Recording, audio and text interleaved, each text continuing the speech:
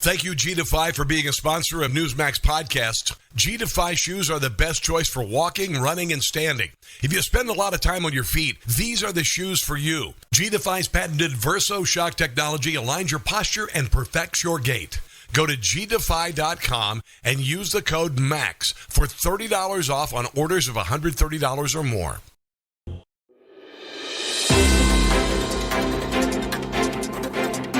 This is your NEWSMAX Daily for Wednesday, June 26, 2024, World Drug Day, also known as the International Day Against Drug Abuse and Illicit Trafficking, which definitely explains it a lot better. It was established by the United Nations General Assembly back in 1987 to combat the growing use and issues of illicit drug use.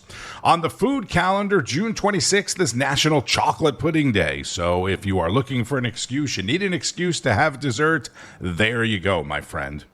On the White House calendar, nothing. Again, the President of the United States has no public events scheduled as he remains off the grid at Camp David for what is now a sixth day. And let me remind you, that is after 2 days at the beach last week. The leader of the free world, the President of the United States, has been off the job, out of the office, off the grid for 8 days now. And I'm sure somebody at some point talked about this yesterday on Newsmax, but according to the New York Times, a movie theater, which I didn't even know they had at Camp David, and an airplane hangar have been turned into a mock debate stage and studio with at least 16 current and former aides participating in strategy sessions with President Biden. And this is all in an effort to help people believe that he is the best man for the job. And according to the Times article, combat widespread concerns that he's too old. Donald Trump is only a couple of years younger than President Biden. In this race, at least, it's not really the age specifically as much as it is about the ability, right? You really can't argue the age when Donald Trump's only a couple of years younger. The mental acuity and physical well-being, that's the issue. The article also says that both candidates are out of practice for debates. Well, Donald Trump, in an exclusive interview on Newsmax last night, totally disagrees. Well, sir, there's been a lot of discussion about this upcoming debate on Thursday night. We've heard how President Biden has been preparing for it. And the real question is, what have you been doing to prepare for the debate? I think I've been preparing for it for my whole life, if you want to know the truth. And I'm not sure you can lock yourself into a room for 2 weeks or 1 week or 2 days and really learn what you have to know. And I've been through it. I've been, a popular president. We had some great elections and some amazing, number of votes. Nobody got more than we got. And, I know the subject. Now, they may get cute because it's obviously at CNN, and I call it fake news for a long time. We'll see how they do it. I think they have a lot at stake, to be fair. I think they have to be fair. But we'll see how we do. I think we'll do very well. We've done well in the past, and I think we'll do very well. I know the subject matter, but I don't think, Corey, you can just lock yourself in a room like some people do and think you're going to come out okay. It doesn't seem to work that way. Sir, they tried that with Hillary Clinton. It didn't work. We have seen how Joe Biden has not performed well over the long haul. You've made some recommendations that maybe Joe Biden has to have a drug test before this debate. You've made some great remarks. And, sir, I think you said that Joe might need a shot to stay up for the debate. I hear that he's practicing standing for 90 minutes is his debate prep. A little different, I think, than what you're used to at some of the rallies you've participated in recently. Well, if I have to practice standing, we have ourselves a big problem. No, I had heard that, too. He's practicing how to stand or something, standing. And now, look, let's see what happens. I hope everybody does well. I hope we all come out as a nation, but our nation's in trouble. We've never been in trouble like this. We've never been so embarrassed as this. And we have to change presidents. He's the worst president in history. And we have to get change. When you have millions and millions of people pouring in from other parts of the world, not just South America, all over the world they're coming from, and they're coming from prisons and mental institutions. You have all of this happening, and you have massive numbers of terrorists. This is not going to end well. This is not. what they've done and what they've unleashed, the Democrats, Biden, whoever's running government for him, because I don't think he's running it, but whoever's running government, what they've done to this country will never be forgiven. President Trump speaking with guest host Corey Lewandowski on Prime News last night. Yes, Corey was Trump's first campaign manager back in the 2016 race. If you have the opportunity to serve again as the 47th president of the United States, sir, what is your plan to prevent illegals from continuing to invade our country and kill Americans? We closed the border. We built 571 miles of wall. We were going to add 200 miles. We had areas that we had to close. We needed to leave them open for access for trucks and other things. But we have areas that we had to close that would have been all done and completed in literally 3 weeks. They decided not to do it. Not only that, very expensive designed wall as per the specs of Border Patrol and ICE. We have to close the border immediately and let people into our country, but they have to come in legally.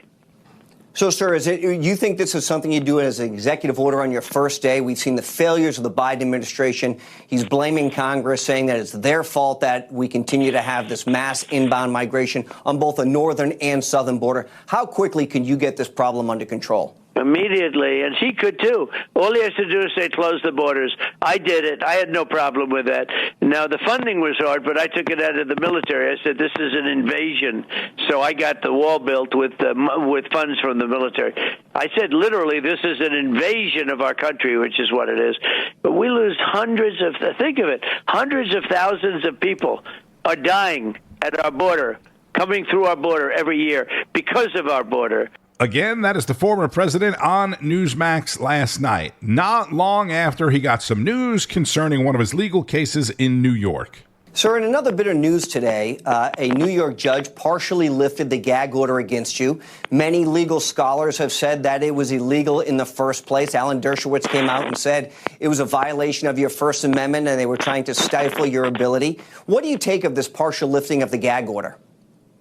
Well, I think partial is very unfair because there are things we have to say, especially in my case. I'm going into a debate, and I'm going to have to talk about a gag order. What does partial mean? It's not fair. We've had a gag order long after the trial. The trial was ridiculous. Every legal scholar said it should have never been brought.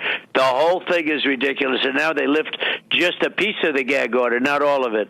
No, the gag order has to be lifted in its entirety. Donald Trump with guest host Corey Lewandowski on last night's Prime News. That's at 8 o'clock Eastern on Newsmax. So, his gag order from the New York hush money trial was partially lifted, and there was news yesterday concerning the former president's documents case as well. For that, we go to the Chris Salcedo Show. Well, things are getting bad for the DOJ's sham classified documents case against President Trump. Just yesterday, Judge Aileen Cannon shot down a prosecutor from Special Counsel Jack Smith's office after he proposed another gag order on President Trump. Prosecutor reportedly raised his voice at Cannon and lost his cool several times. You know, this is typical infantile left-wing behavior. Judge Cannon isn't having any of it, though, telling him, quote, "I expect decorum in this courtroom at all times. If you cannot do that, I'm sure one of your colleagues can take up this motion," end quote. And this all happened in front of Special Inquisitor Jack Smith. Joining us now for his reaction and analysis, former Acting Attorney General Matthew Whitaker. Mr. Attorney General, great to see you again, sir. All this comes as Special Counsel Jack Smith admitted the FBI added cover sheets to classified documents found at Mar-a-Lago and took photos for the evidence. This is all part of the revelations that these jackals tampered with evidence, mishandled classified information, and lied to the court about it. DOJ apologists say this is all normal, nothing to see here. Is it normal behavior? And what's your read on Cannon's patience with a clearly corrupt prosecution?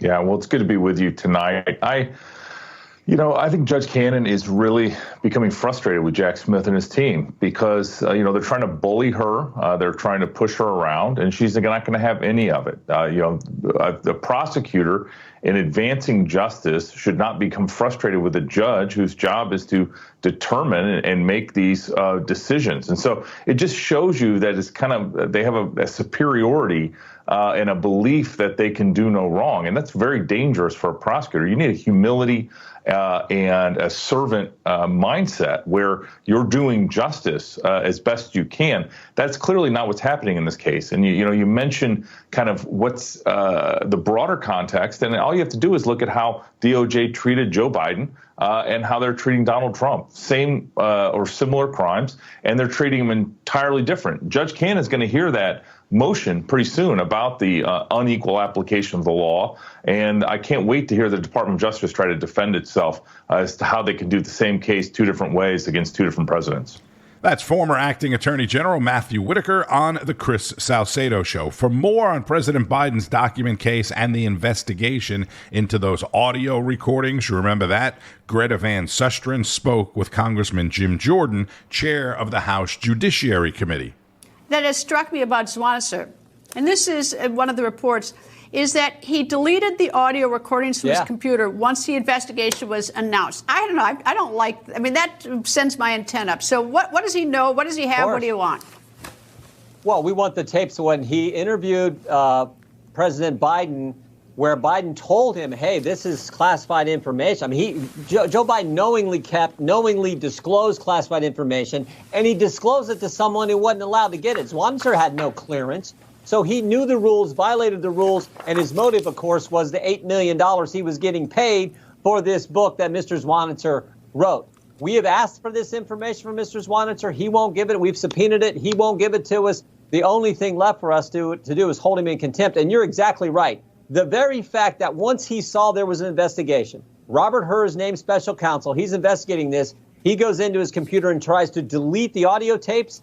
Now, Mr. Hur says, well, we were able to recover those when we ultimately got his laptop, but he tried to get rid of evidence. That's not a good thing, not a good sign. We want that information. And frankly, we're entitled to, Greta, because we have voted as the House of Representatives, a majority voted to enter an impeachment inquiry phase of our oversight responsibilities. We're entitled to that evidence. In fact, we're going to be going to court on the other contempt on the Attorney General. We're going to court on Monday on that, and we think we're going to win in court on that case. All right, so there are two tapes at issue. One is the Robert Hur investigation when he interviewed the President Biden. The other is this ghostwriter when he interviewed on the book. We know that according to the ghostwriter that he got classified information. We know that, but we don't have the audio tape.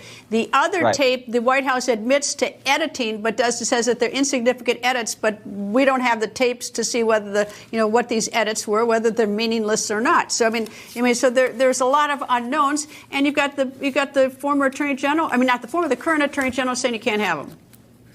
Well, and also, we think they've waived any privilege that they're asserting on the tape where Robert Hur interviewed Joe Biden. We think they've waived the privilege when they gave us the transcript and they gave us the report. Remember, Merrick Garland doesn't have to give us the report. He gave us that. He gave us the transcript. So we think any privilege is not has been waived. But again, that's why we think we're going to win in court when we go there next week.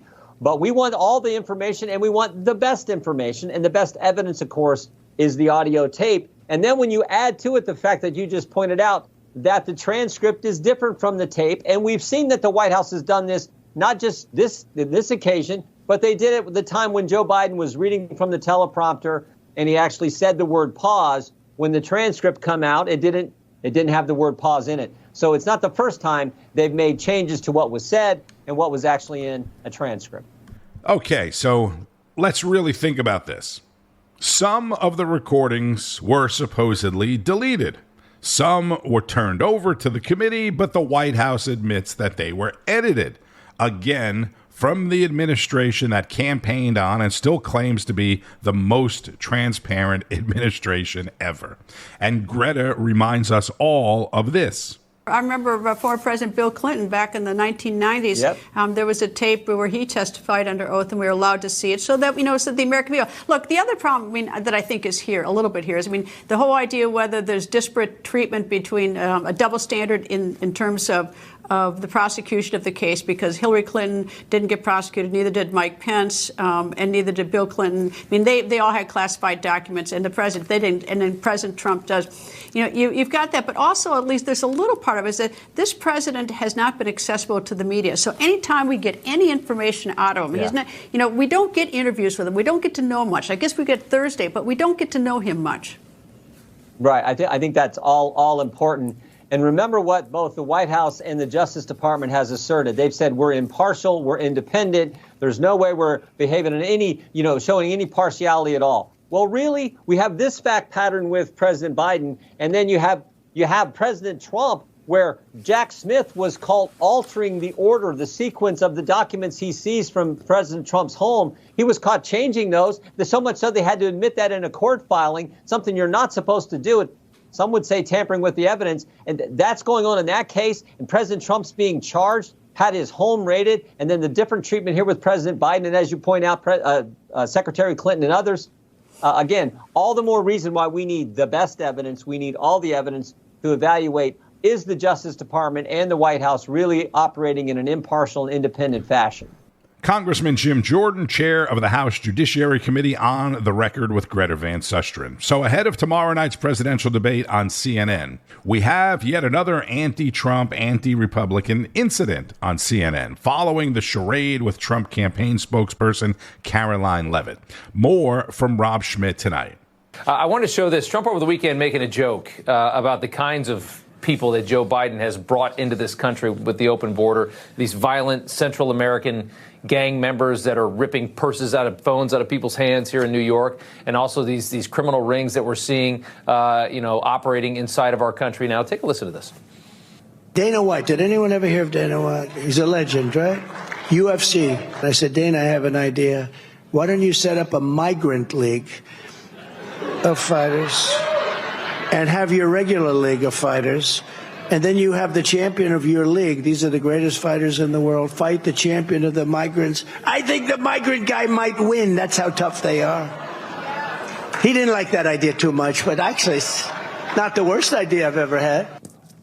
Well, I mean, you can. I want to play these moments so people can actually hear what he says, because you get a completely different story. Listen to Jim Acosta, devoid of any personality, very small brain, feigning outrage over this. Take a look. Why in the hell is one of the two presidential candidates talking about putting migrants into gladiator fight-like experiences after, family separations and everything else we've seen during the Trump presidency, the Trump experience? They're talking about deportation camps in this country. Fight clubs. I mean, come on. You're okay with this. You're all right with it. Migrant fight clubs. This is not a serious. He's clearly joking at these rallies, but he's drawing attention to something that's no laughing matter. I mean, the CNN wonders why they got nobody watching. And humorless, okay? Yeah. They just don't get it, but the joke's on them and that failing network, CNN, please. And it's amazing, and just so endlessly disingenuous. And I really do believe that that's why, you can have whatever opinion you want, and you can push an opinion on people, but if you do it in a disingenuous manner, I don't take shots that aren't warranted. I don't take the cheap shots, because that's just cheap TV. For him to sit there and act like that comment, I mean, even the Republican guy that they had on the set was like, this is ridiculous. He's clearly joking. Yeah, they go so far out of their way. They get Pinocchios every day because they just lie. They make it up. They exaggerate. They pontificate. And they sit there from their little perch and try to cast aspersions against President Trump. And it just is backfiring, every single time. What's serious is that under Biden, there are more than 9 million illegal immigrants that have crossed the border into this country. And those are just the ones that we know about. We have a serious problem on our hands because, as you know, border security is national security. That is what these people should be talking about, instead of making up nonsense Brad Pitt wannabe Fight Club stupid jokes and, using it against President Trump. Unbelievable. No, I mean, and again, you can try that, but just like with the campaign and what they're doing right now, so many lies, you can only be disingenuous and lie to people so many times before they start to write you off. And they're running into that problem after 8 years of lies about Trump. It's getting them nowhere. They're not getting any traction with all of these comments, and I think they're starting to notice that. Kim, thanks so much. That's for sure. Thank you, Rob. Looking forward to the debate.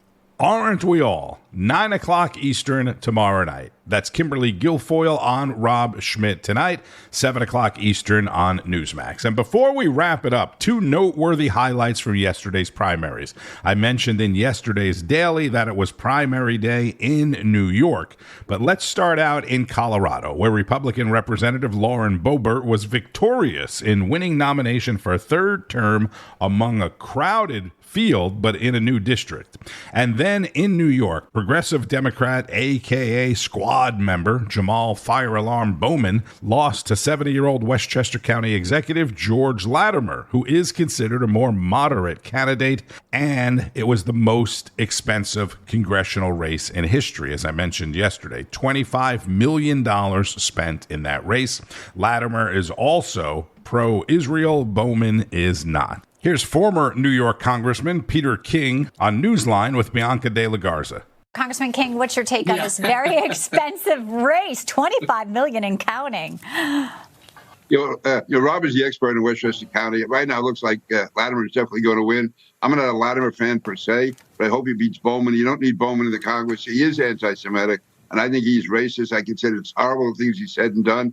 And I think he really showed, again, what he really is with that crazy demonstration on Sunday. Listen, the country is bad enough. You don't need people like him in Congress pulling fire alarms. Former New York Congressman Pete King not pulling any punches on Newsmax. And on Wall Street, stocks opening in the red this morning. The price of oil slightly higher, over $81 per barrel.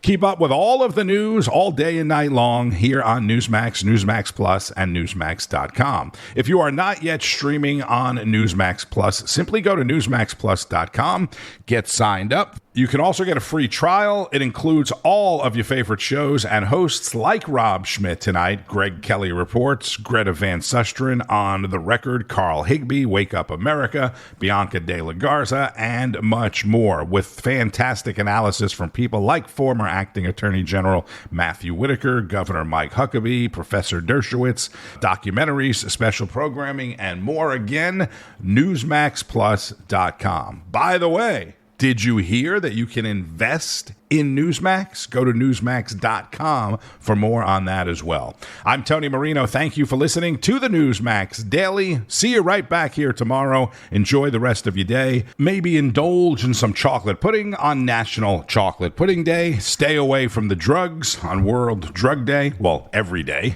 but today is World Drug Day. And keep on fighting the good fight. News breaks every minute, every day. You need the app, the Newsmax app. Find it free on your smartphone store. Then watch us anytime, anywhere. It's our America. We conquered it. We built it. Great values like honesty and fairness. Great courage. A great nation needs a free press. Newsmax is it. 30 million Americans regularly go to Newsmax when they really need to know. They watch Newsmax TV at home. On the free Newsmax app, they go to Newsmax.com. Start today. Newsmax is real news for real people.